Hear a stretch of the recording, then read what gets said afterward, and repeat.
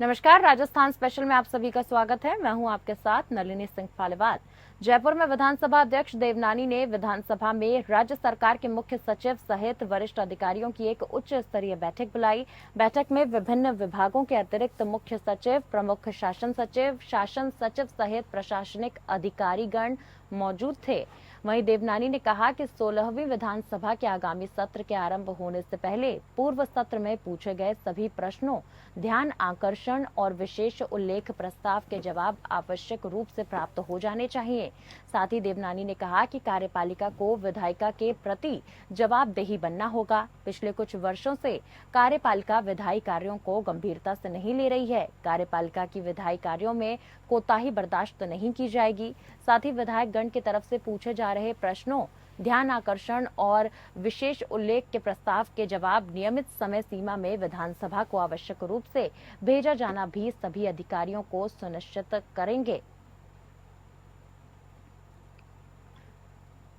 और खबर पर ज्यादा जानकारी के साथ संवाददाता रूपनारायण सांवरिया इस वक्त हमारे साथ फोन लाइन के जरिए जुड़ चुके हैं। रूपनारायण, विधानसभा अध्यक्ष देवनानी ने विधानसभा में राज्य सरकार के मुख्य सचिव सहित कई अधिकारियों के साथ एक उच्च स्तरीय बैठक बुलाई। इस बैठक में किन केंद्र बिंदुओं पर बात हुई, दर्शकों को बताएं। देखिए नालिनी, मैं बताना चाहूंगा हमारे दर्शकों को कि विधानसभा अध्यक्ष देवनानी ने जो है शुक्रवार को ब्यूरोक्रेसी की जो है यहाँ पे जमकर क्लास दी है और मुख्य सचिव सहित जो है तमाम लगभग 41 IAS अधिकारी वहाँ मौजूद थे। उन सभी के सामने जो है उनकी अब तक की जो कार्यप्रणाली है, क्योंकि राजस्थान विधानसभा जब चलती है तो कई प्रश्न लगते हैं, प्रश्नों के जवाब देना इन विभागों की जिम्मेदारी होती है, लेकिन इनकी लगातार लापरवाही के चलते जो है अभी तक काफी रिकॉर्ड संख्या में जो है वहाँ नहीं पहुंच पाई है। जिम्मेदारी के साथ जो सूचनाएं जानी चाहिए थी विभागों की तरफ से वो वहाँ नहीं पहुंच पाती, तो सरकार को जो है सदन में नीचा देखना पड़ता है और कई बार जो है विपक्ष जो है इस पर हावी हो जाता है सरकार पे। तो इन तमाम चीजों को देखते हुए जो है विधानसभा अध्यक्ष देवनानी ने पहले ही अब के बारे में की मीटिंग लेकर जो है सख्त हिदायत दी है कि जिस तरीके से जो है चाहे वो प्रस्ताव लिए गए हो, ध्यान आकर्षण प्रस्ताव हो या फिर प्रश्नोत्तरी में लगे हो प्रश्नों का जवाब हो, तमाम जो जिम्मेदारी संबंधित विभाग है वो लगातार देते रहे, क्योंकि यहाँ पे एक बड़ी संख्या में, मैं बता दूं आपको कि पिछले 4 माह में 1940 प्रश्नों के 2074 ध्यान आकर्षण प्रस्ताव पर लगभग 85 विशेष उल्लेख प्रस्ताव के जवाब आए हैं।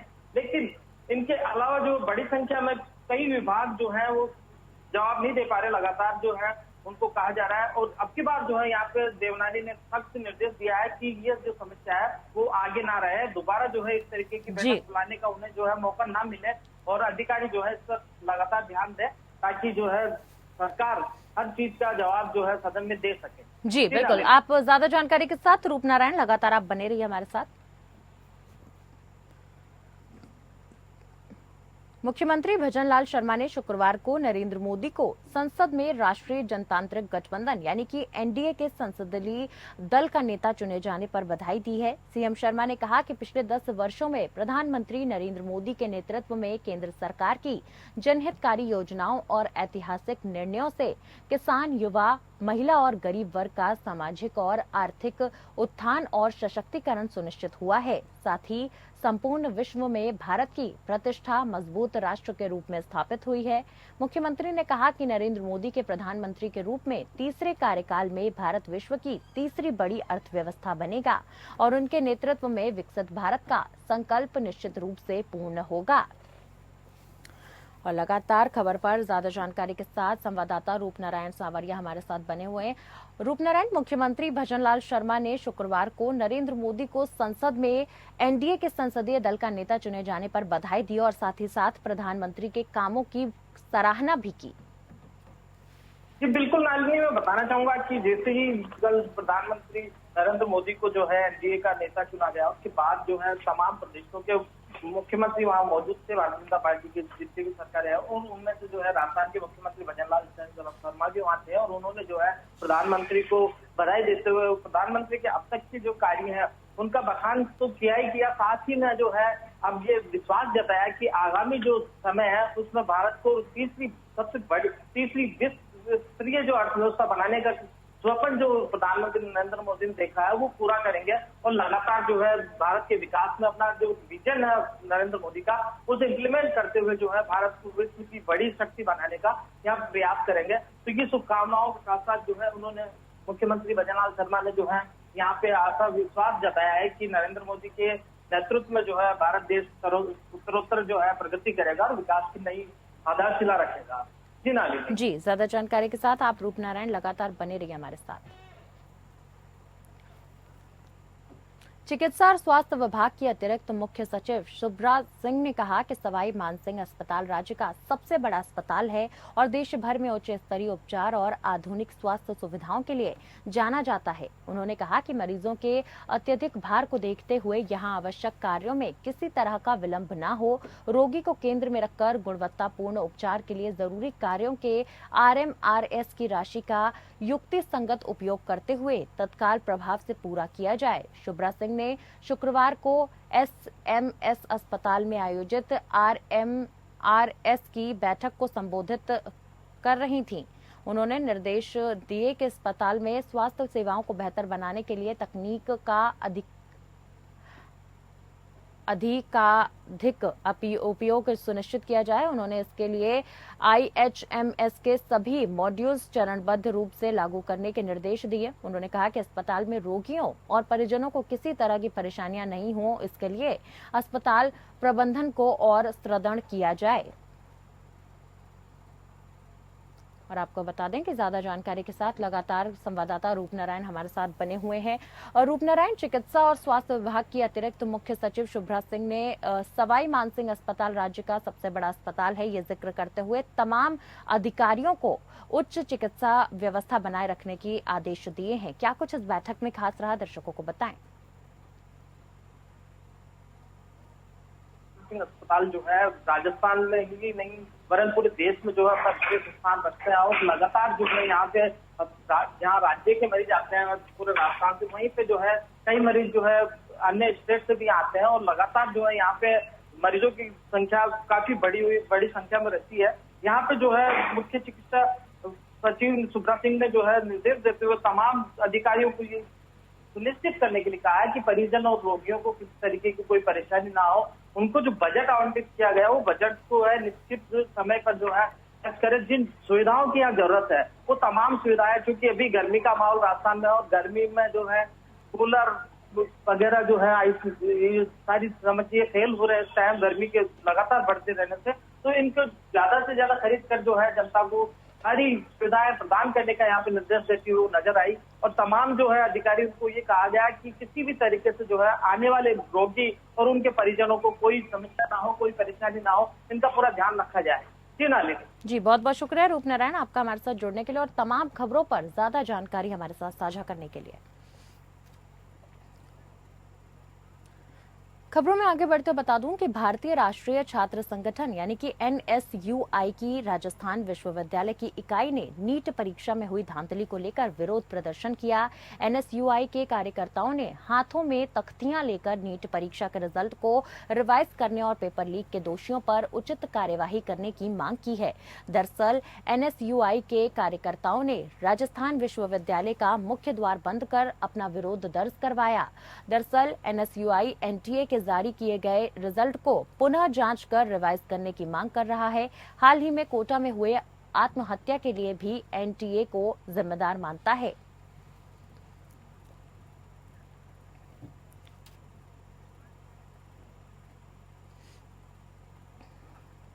टोंक जिले के देवली उनियारा विधानसभा क्षेत्र में पीने के पानी की समस्या को लेकर बीजेपी नेता विजय बैंसला ने PHED और जल जीवन मिशन के जुड़े अधिकारियों की समीक्षा बैठक ली। देवली उनियारा विधानसभा क्षेत्र में जल जीवन मिशन के जरिए पानी पहुंचाने का काम चल रहा है, लेकिन कुछ तकनीकी समस्या के चलते दिक्कतें आ रही हैं। नेशनल हाईवे के नीचे से लाइन निकालने को लेकर भी हाईवे अधिकारियों से बात की गई। जल जीवन मिशन और जलदाय विभाग से जुड़े अधिकारियों को भीषण गर्मी में लोगों तक पानी पहुंचाने के निर्देश दिए गए। बैंसला ने बताया कि भीषण गर्मी में स्थितियां बेहद गंभीर हैं। करीब आधी आबादी तक पहुंचाने का काम अधूरा है, तो वहीं बीजेपी सरकार बनने के बाद 35 से ज्यादा गांवों में आगामी 15 दिनों में पानी पहुंचाने की कोशिश पूरी होगी। बैंसला ने लोगों से अवैध कनेक्शन नहीं करने की अपील की है। भीषण गर्मी चल रही है और भीषण गर्मी के चलते पानी की बड़ी किल्लत है। तो उसके लिए पूरे जल जीवन मिशन के कर्मचारी और पीएचडी के कर्मचारियों से मीटिंग हुई और डिटेल मीटिंग हुई। एससी वगैरह सब थे। जो दिक्कतें आ रही उनका भी हमने लेखा जोखा लिया और कब तक पानी आ जाएगा उसका भी लेखा जोखा लिया। क्या सोल्यूशन? सॉल्यूशन तो ये ऑनगोइंग प्रोसेस है, इतना इमीडिएटली तो हो नहीं सकता। डिविएशंस हैं, फाइनेंशियल डिविएशंस हैं, उनके लिए प्रोक्योरमेंट का रिक्वायरमेंट है, वो भी आएगा, प्रोसेस में है। अपने नेशनल हाईवे जो है उनके साथ इंटरकनेक्ट है, रोड्स के नीचे से पाइप जाना है, टंकियां कनेक्ट होनी है। तो मैंने अभी नेशनल हाईवे दोनों लोगों से बात करी, प्रोजेक्ट डायरेक्टर्स वगैरह से। हमें काम जल्दी से जल्दी करना है जिससे जल्दी से जल्दी लोगों को पानी मिले, गर्मी बहुत है। खाद्य सुरक्षा टीम ने मिलावटखोरों के खिलाफ एक के बाद एक छापेमारी की कार्यवाही से मिलावटखोरों की नींद उड़ाकर रख दी है। जी हां, खाद्य सुरक्षा टीम की सूचना मिलते ही मिलावटखोरों में हड़कंप मच गया।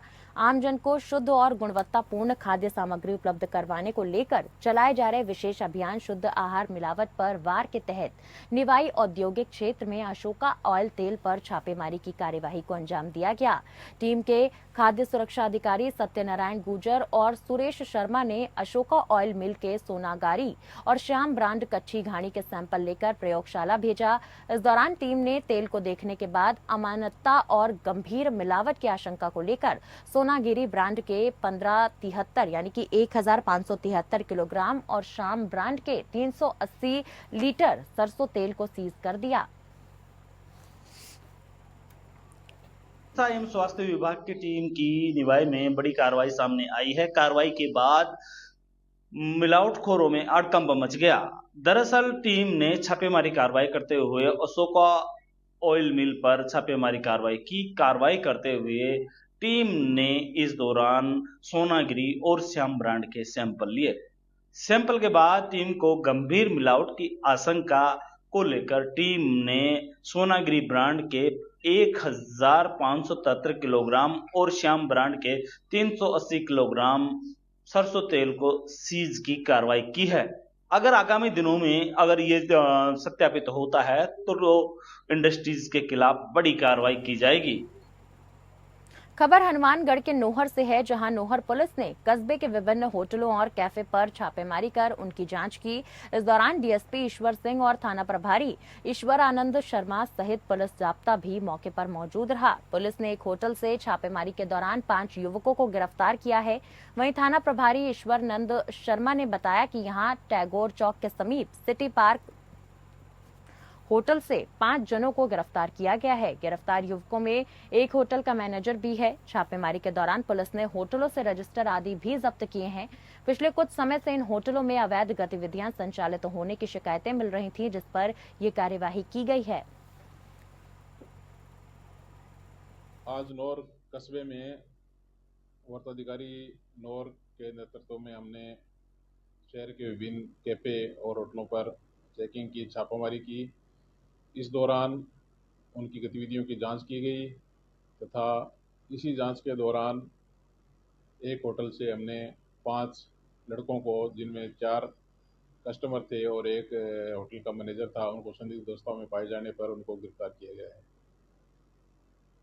पिछले काफ़ी समय से इन होटलों की शिकायतें मिल रही थी, इसलिए आज सीओ साहब के नेतृत्व में हमने टीम बनाई और टीम को साथ लेकर के जो शहर के अंदर संचालित कैफे हैं उनकी भी चेकिंग की गई और होटलों की भी चेकिंग की गई। इसी तरह की चेकिंग हमारी लगातार जारी रहेगी। ये भी हम चेक कर रहे हैं कि ये होटल संचालक कौन है, यहाँ के हैं या बाहर के हैं, उनका वेरिफिकेशन कराया जाएगा और अगर वो भी गलत पाएंगे तो उनके खिलाफ भी कार्रवाई होगी। जो बिल्डिंग मालिक है, जिन्होंने होटल किराए पे दे रखा है, पायलट ने अपने आवास पर मीडिया से रूबरू होते हुए कहा कि राजस्थान में हम 11 सीट जीत कर आए हैं। हमारे प्रत्याशियों के चयन और हमारी मेहनत का परिणाम था कि हम बेहतर प्रदर्शन कर पाए हैं। इस चुनाव में इंडिया गठबंधन कांग्रेस पार्टी को जनता का भरपूर प्यार मिला है। मैंने जनता का कायल हूं। बीजेपी को चिंतन करना चाहिए। इस चुनाव का संदेश बीजेपी और एनडीए के खिलाफ है। राजीव गांधी जी के समय जब 1984 के चुनाव में 5 साल बाद चुनाव हुए तो कांग्रेस के लगभग 200 सांसद जीत कर आए थे। उसी समय राष्ट्रपति जी ने कहा था कि राजीव गांधी जी, आपके दल को सबसे ज्यादा सांसद जिताकर जनता ने भेजा है। बहुमत नहीं मिली, आप 400 से आगे 200 हो गए हैं, लेकिन सबसे बड़ा दल आपका है। आप सरकार बनाएं। 1979 में राजीव गांधी जी ने कहा था कि ये बात सच है कि मेरा दल सबसे बड़ा है, बाकी सेकंड नंबर पर बहुत दूर का दल है, लेकिन जनादेश मेरे खिलाफ है। उन्होंने नैतिकता का परिचय दिया और कहा कि मैं सरकार नहीं बनाऊंगा क्योंकि जनता ने मेरे खिलाफ वोट डाला है और किसी को सरकार बनाने का मौका देना चाहिए। सहयोगियों के साथ पिछली बार हम लोग 0 जीते थे। ये जो 11 सीटें हम जीते हैं, बीजेपी हारी है। ये मुझे लगता है कि जनता ने, लोगों ने, हम लोगों का जो प्रत्याशियों का चयन था, हम लोगों का कैंपेन था और जो प्रचार राहुल गांधी जी, खड़गे जी, प्रियंका जी ने किया पूरे प्रदेश में, हम सबका सामूहिक नेतृत्व और हमारी मिलजुल की जो मेहनत हमने की, उसका परिणाम था कि इन राज्यों में हम लोग बहुत बेहतर प्रदर्शन कर पाए। जिन राज्यों में हमारा संख्या कम है वहाँ पर मैं समझता हूँ बहुत संभावना है आगे काम करने की। लेकिन इस चुनाव के अंदर इंडिया अलायंस और गठबंधन को और कांग्रेस पार्टी को जनता का भरपूर आशीर्वाद और स्नेह मिला है। उसके लिए मैं जनता का कायल हूं। मैं तमाम कार्यकर्ताओं को धन्यवाद करना चाहता हूं, कांग्रेस का, जिन्होंने झंडा उठाए रखा। तमाम बाधाओं के बावजूद, दबाव आया, प्रलोभन आया, डराया धमकाया गया प्रशासन, पुलिस के माध्यम, उसके बावजूद भी कांग्रेस कार्यकर्ताओं ने हिम्मत नहीं हारी और शानदार परिणाम हमारा आया और हमारे सभी जो हमारे उम्मीदवार थे वो लगभग जीत कर आए हैं। मुझे इस बात की खुशी है। लेकिन भारतीय जनता पार्टी को एक आत्मचिंतन करना चाहिए।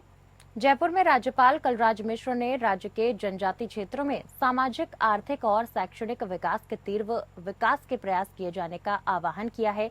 उन्होंने आदिवासी क्षेत्रों में रिक्त पदों को भरने के लिए भी सभी स्तरों पर गंभीर प्रयास किए जाने की आवश्यकता जताई। उन्होंने कहा कि जनजाति क्षेत्रों में मजबूत स्वास्थ्य तंत्र विकसित हो गया या सहज और सस्ता उपचार उपलब्ध कराना हमारी प्राथमिकता होना चाहिए। उन्होंने आदिवासी इलाके में चिकित्सकों, पैरा मेडिकल, शैक्षणिक और अशैक्षणिक रिक्त पदों को भरे जाने के लिए भी सर्वोच्च प्राथमिकता रखते कार्य करने का आह्वान किया है। उन्होंने योजनाओं और विकास कार्यक्रमों के साथ आदर्श गांवों की प्रगति नियमित मॉनिटरिंग किए जाने पर भी जोर दिया है।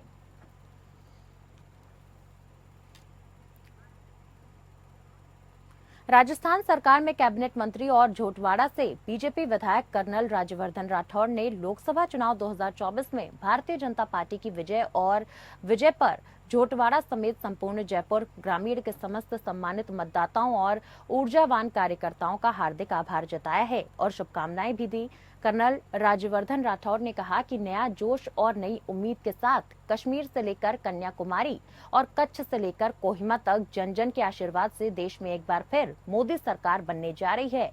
कर्नल ने जयपुर ग्रामीण समेत संपूर्ण राजस्थान की जनता और कार्यकर्ताओं का धन्यवाद करते हुए कहा कि आप सभी ने बीजेपी और मोदी की गारंटी पर अपना विश्वास कायम रखा और पुनः जन सेवा करने का अवसर प्रदान किया है। नमस्कार।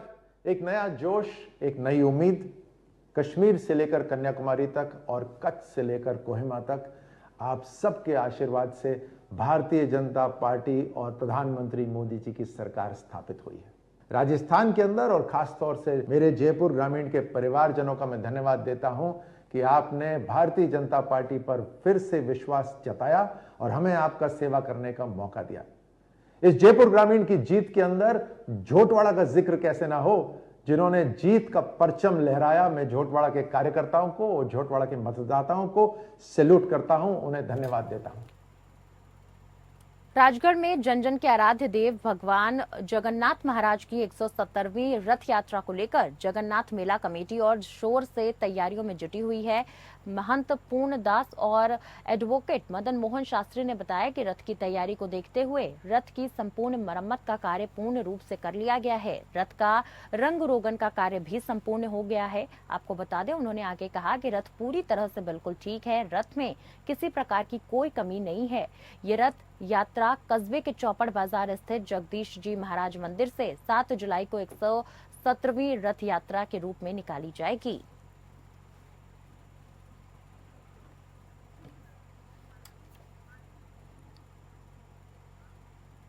और इसी के साथ फिलहाल के लिए राजस्थान के बुलेटिन में मेरे साथ बस इतना ही। नमस्कार।